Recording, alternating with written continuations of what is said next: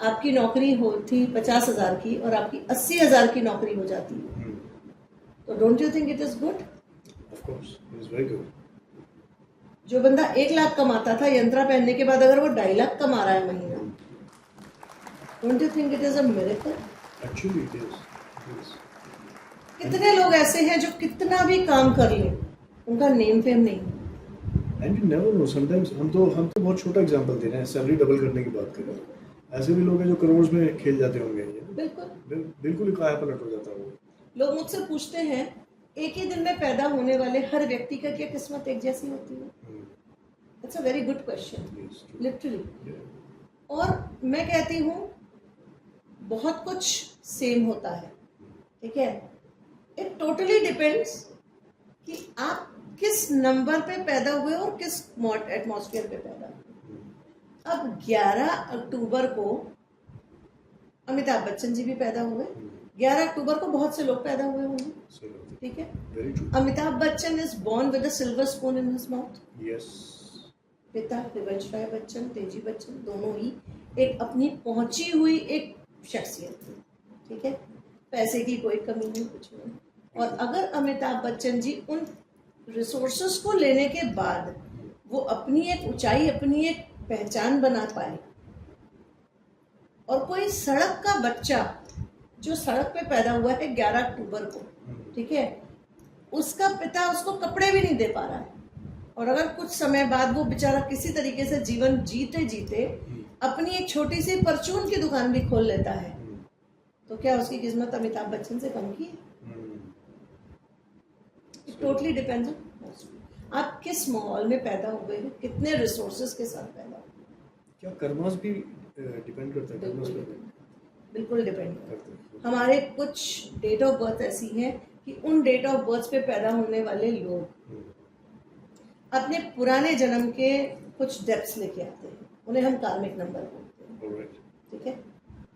उनकी भी रेमेडीज हैं, उनमें भी यंत्र रेमेडीज हम करते हैं, उनमें भी हम नॉर्मल रेमेडीज भी करते हैं। ये पास्ट लाइफ से रिलेटेड होता है? पास्ट लाइफ से। ओके। तो ऐसे केस में किस तरीके से रिजॉल्व की जाती है चीज़ें? मान लीजिए वो पास्ट लाइफ के कुछ डेट्स हैं जो उसके साथ इस जन्म में चलते आ रहे हैं, उसको तो बेचारे को पता नहीं होगा, वो आपके पास आएगा कि भाई मैं इन चीज़ों से जूझ रहा हूँ। एक आम आदमी की तरह सोचा हूँ मैं कि अगर एक पर्सन आया आपके पास, एक क्लाइंट आया, उसने बताया कि मैं इन प्रॉब्लम्स से जूझ रहा हूँ, so you will be doing a certain kind of analysis, पूरा स्टडी करोगे आप ये पता लगाओगे कि यार ये वो नंबर है जो कि कार्मिक डेट से हो सकता है कि जूझ रहा हो। सो ऐसे केस में इसको क्या रेमेडी दी जानी चाहिए? मैं बता रही हूँ, कार्मिक डेप्थ से जो लोग जुड़ते हैं वो सब डेट ऑफ बर्थ बता दे उतनी में बता देंगे, हमें कुछ भी एनालिसिस करने की जरूरत नहीं। ठीक है। वो कुछ डेट्स हैं जिनमें जन्म अगर व्यक्ति लिया है तो पुराने डेप्थ्स लेके आए। जैसे कोई एक सर्टेन 10 नंबर का हम बता दें। 10 नंबर नॉर्मली ऐसा है, पुराने डेप्थ्स मतलब कुछ कर्जे लेके आता है, कर्जे लेकर, पैसों में नहीं, टाइम्स में भी हो सकता है। ओके। अब 10 नंबर का व्यक्ति है, वो पिछले जन्म में वो अपनी स्लेट क्लीन करके आया, उसने जितने पाप किए वो उतने पुण्य करके आया, ओके। पर वो कार्मिक नंबर में आता है। इस जन्म में उसको डेप्थ कुछ नहीं चुकाना है, बट उसके कर्म वहीं पे वो अपने कंप्लीट करके आया। अब जैसे 19 नंबर को ले लीजिए, वो कार्मिक नंबर होता है। okay. 19 number is number 1 authoritative leadership quality, ठीक। अब इनको अथॉरिटीज दी गई पिछले जन्म, जिसका इन्होंने गलत फायदा उठाया, okay. ठीक। okay. अब इस जन्म में ये आ गए, इस जन्म में वो 19 में आ गए, 1 और 9 के कॉम्बिनेशन में। मतलब जितने 19 वाले लोग हैं, हाँ। चाहे वो जेंट्स हो चाहे लेडीज हो, वो पिछले जन्म का भोग कर तभी ये डिसाइड किया गया कि उनको 19 नंबर में रखा जाए। पिछले जन्म जो उन्होंने कर्म किया उस हिसाब से उनका जन्म, ठीक है, ठीक है। तो इस जन्म में जो भी वो तकलीफें झेल रहे होंगे वो पिछले जन्म के कर्मों की आफ्टर इफेक्ट्स हैं। आफ्टर इफेक्ट्स हैं। और उन आफ्टर इफेक्ट्स को दूर करने की भी रेमेडीज होती हैं। अब जहाँ तक मैंने 19 की बात करी, मैं सारे तो डिटेल नहीं करूंगी, बट 19 की जहाँ तक बात करते हैं, 19 वालों को अथॉरिटी दी जाती है, ठीक है जी, ठीक। और वो उसको मिसयूज करके आते हैं। अब इस जन्म में भी आपको जो भी अथॉरिटी है, मान लीजिए आप कहीं के हेड कुक हो, आपके अंडर में अगर जितने कुक हैं उन सबसे आपको बहुत पोलाइट वे में बात करनी है, okay because you are 19 number, okay you have authority. उतने पोलाइट आपको रहना है जितना आप पिछले जन्म नहीं रह पाए। ओके पिछले जन्म में जो आपने डेप्थ की है वो आपको इस जन्म में जिनके ऊपर आपकी अथॉरिटी है उनसे पोलाइट रहना है, उनसे अच्छे से बात करना है, उनकी तकलीफों को समझना है और अब इस जन्म में उस कर्जे को उतार देना है। अच्छा सब ओके यानी अपने कर्मों से आप अपने पिछले कर्मों के जो डेप्थ उतार सकते डेट्स थे उनको बिल्कुल। चुका सकते हो बिल्कुल उतार सकते ओके सो आने वाली जिंदगी आपकी ठीक हो सकती है बिल्कुल। यानी कर्मास आपकी जिंदगी में बहुत बड़ा रोल प्ले करता है इसीलिए बोला जाता है इस जन्म में भी ऐसे कर्म करो कि अगले जन्म को सुधार सको। ठीक है वेरी नाइस अच्छा हम लोग एक बार फिर से यंत्रास के ऊपर आते हैं एक इंसान जिसको एक पर्टिकुलर यंत्र की ज़रूरत है एक पर्टिकुलर रेमेडी के तौर पर तो वो कितनी तरह की प्रॉब्लम्स को सॉर्ट आउट कर सकता है एक यंत्र से क्या वो मल्टीपल यंत्र भी पहन सकता है बिल्कुल पहन सकते। मैक्सिमम 2 यंत्र आप पहन सकते हो, मैक्सिमम है मैक्सिमम, और लिटरली उससे ज़्यादा की ज़रूरत भी नहीं।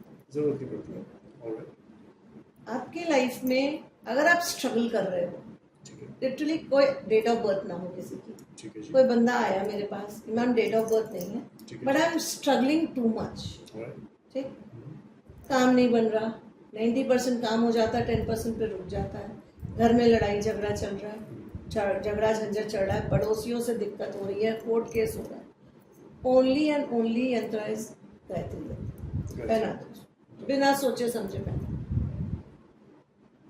उससे 60% इफेक्ट उसकी लाइफ के खत्म हो जाए। ठीक है फिर अगर आप देख रहे हो कोई बहुत डेथ बेड पे है, ना उसकी प्राण निकल रहे हैं ना प्राण आ रहे हैं, बचे, कोई बंदा कोमा में है, मेंटली डेड हो चुका है, उसकी बॉडी में भी बस कोई हरकत नहीं है, उनको आप एक बहुत ही अच्छी चीज बता रही हूँ, एक यंत्रा डाल सकते हो और उस यंत्रा को उनको पहनाना नहीं है, सिर्फ उस यंत्रा को उनसे टच कराना है, महामृत्युंजय यंत्र कहते हैं उसको, ओके सिर्फ टच कराना और अपने मंदिर में रखना। अच्छा ओके वो क्या करेगा, उनके प्राण बचने होंगे, बचाएगा, नहीं बचने होंगे तो उनको अलविदा करना होगा। और उनके जाने के बाद भी कहते हैं अगर कोई घर से चला गया है, सब बुजुर्ग या कोई यंग कोई प्राणी, तो कहते हैं पीछे वो कुछ ना कुछ ऐसी चीज़ें छोड़ जाते हैं जिनसे ऑरा लोगों के डिस्टर्ब होते हैं, डीएनए लोगों के डिस्टर्ब होते हैं। तो ये अगर महामृत्युंजय यंत्र आपके मंदिर में पड़ा है तो आपके डीएनए और आपके ऑरा को टच नहीं कर सकता कुछ। वेरी नाइस और अगर कोई एंटिटी भी आपके घर में है तो अगर आप महामृत्युंजय यंत्र को अपने मंदिर में रखे हुए हो, एंटिटी भागे या ना भागे आपको हार्म नहीं करेगी, ये गारंटी ओके महामृत्युंजय यंत्र यंत्र। एक और बताती हूँ, आजकल बहुत समस्या है बच्चों की पढ़ाई को लेकर। मैम मेरे बच्चे दिमाग नहीं लगाता, मैम मेरा बच्चे का दिमाग बहुत अच्छा है लेकिन पढ़ाई नहीं करता। ये तो वर्ल्ड वाइड प्रॉब्लम है वर्ल्ड वाइड प्रॉब्लम है। बच्चों की पढ़ाई की सबसे बड़ी समस्या पेरेंट्स को है कि आज की डेट में बच्चे सुनते नहीं, आज के बच्चे नोट्स नहीं बनाते, आज के बच्चे टेबल पे बैठना नहीं जानते, ठीक है। अच्छा मजे की बात क्या है कि 98% वाले को भी यही प्रॉब्लम है यही उनके problem। पेरेंट्स की भी सेम शिकायत है और सेम शिकायत है। हाँ, और 40% वालों को भी सेम है। और मैं बता दूं, बच्चे खुद आके बोलते हैं पता नहीं क्यों मैम मन नहीं लगता। वो वाली है ना तारे जमी वाला, हाँ जी। किताबों में से सिर्फ नंबर्स इधर उधर हाँ। जंबल कर रहे हैं, तो वो होता है बच्चों के साथ लिटरली। अगर ऐसी स्थिति है तब सरस्वती यंत्र उनको पहना सकते हैं बच्चे। इसके इफेक्ट्स क्या होते हैं? बच्चे का दिमाग लगने लगता है, बच्चे का कंसंट्रेशन अच्छा होता है और वो एटलीस्ट अपनी टेबल पे बैठना सीख जाता है। And it works with in 5 to 10 days। अच्छा मतलब फोकस्ड हो जाता है बच्चा। फोकस हो जाता है, उसका दिमाग इस तरफ चलने लगता है कि आखिर उसको करना क्या है।